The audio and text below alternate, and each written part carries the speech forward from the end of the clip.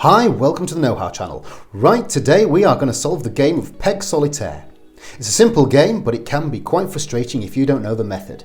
So we'll demonstrate it here now, and then you can impress your friends with it once you've learnt it. Quite simply, we work sequentially, repeating the same routine around the 4 outside legs before then clearing the middle square.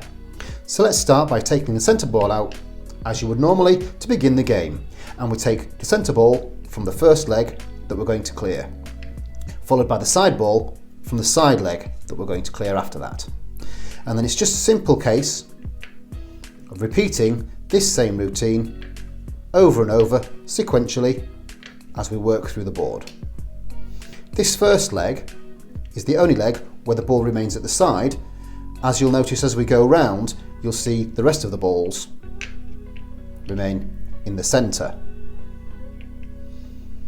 You just repeat this same step over and over for the 4 legs.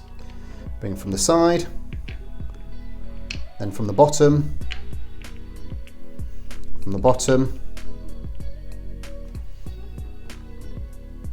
jump over from the middle. And you can see we're starting to form the nice symmetrical shape that we want to achieve here, which will become clear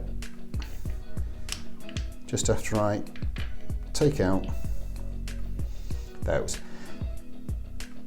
It's almost like an arrow or a little house, Christmas tree, whatever you want to say, pointing upwards, just leaving these remaining balls. This is the centrepiece, which we now clear by starting with the centre ball from the top of the arrow. And we're going to go around the outside edges, clearing the loose balls which remain on all the edges. And that gives us a nice little T shape at the end there with these remaining balls, and we just simply take the centre point of the T and clear out. And that is how you complete Peg Solitaire. Hope you found some use in that video. Take a look at some of our others to see some problem solving techniques.